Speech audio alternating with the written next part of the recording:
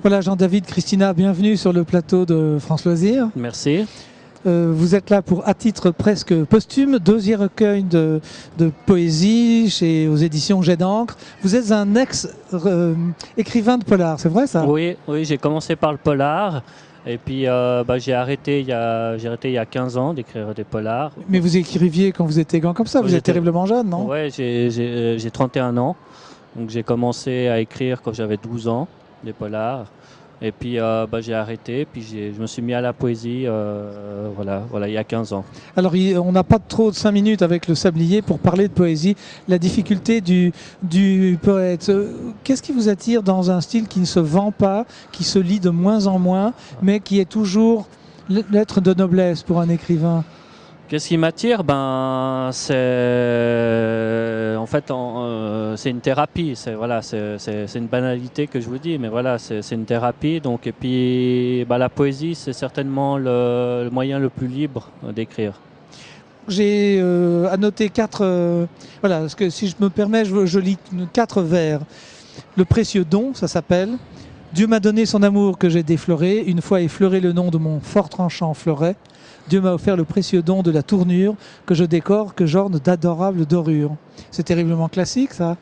Oui, alors c'est vrai que je suis très classique. Dans ma manière, donc dans la versification, je suis très classique. Je me mets beaucoup de contraintes. Octosyllabe, voilà, ABA, rime riche. Exactement, c'est exactement ça.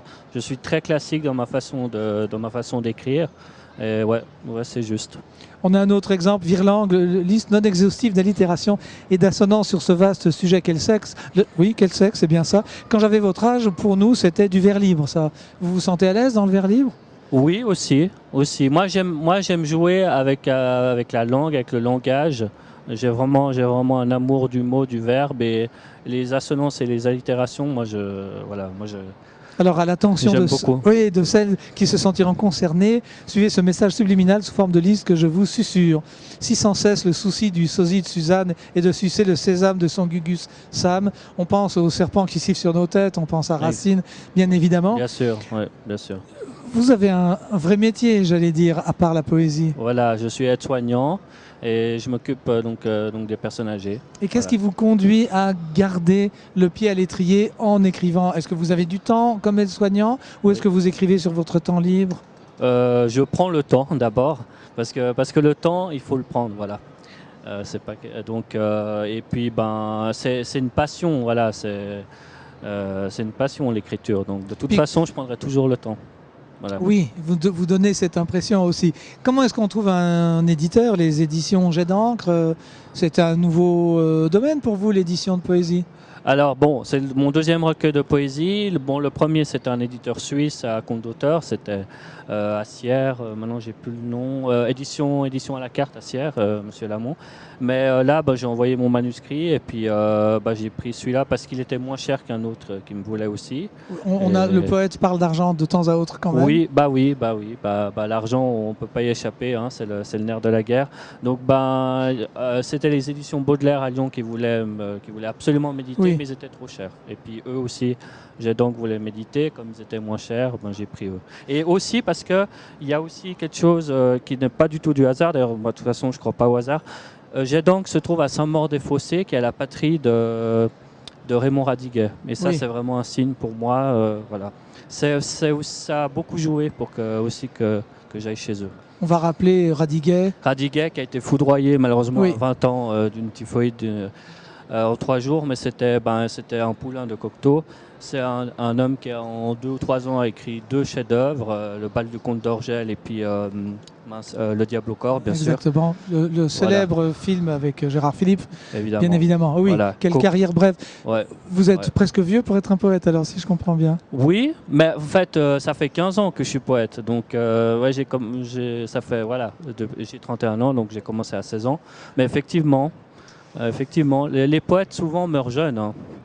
Effectivement. On va pas assombrir cette interview. Ah non, non, c'est pas du tout sombre. J'aborde beaucoup le thème de la mort. Oui, tout poète le fait. Oui. Ouais, et moi, je pense que je vais mourir jeune. Voilà. Moi, c'est pas du tout pour faire un effet. Moi, je pense que je vais mourir jeune.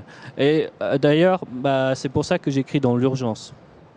Vous avez toujours l'impression que quelque chose vous Je pense que quelque chose va me foudroyer. Donc, voilà, pendant que je suis là, c'est pas quand je serai là-haut que je vais pouvoir écrire. Donc, j'écris vraiment dans l'urgence. Pour gagner du temps?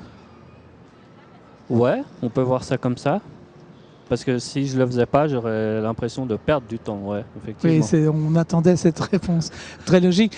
Comment vous êtes-vous imposé ou comment vous reçoit-on dans le monde des médias? Vous disiez de manière un peu difficile que c'est pas facile, on le sait.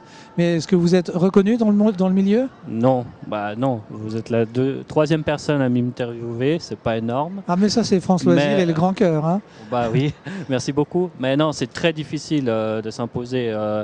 Même pour les vedettes, c'est compliqué. Alors pour moi qui ne suis pas une vedette, c'est 10 fois plus compliqué. Non, c'est très difficile.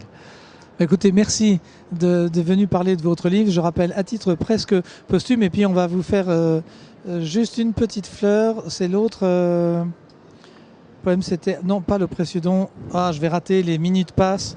Non, voilà, je vous montre la couverture. C'est malheureusement la fin de ce petit sujet. Jean-David Christina, on vous souhaite bonne chance. Revenez nous voir. Merci, oui. Et puis, merci beaucoup. Pensez que quand on est poète, on est, comme le disait Saint John Perse, car c'est assez pour le poète d'être la mauvaise conscience de son temps. À plus tard. Merci.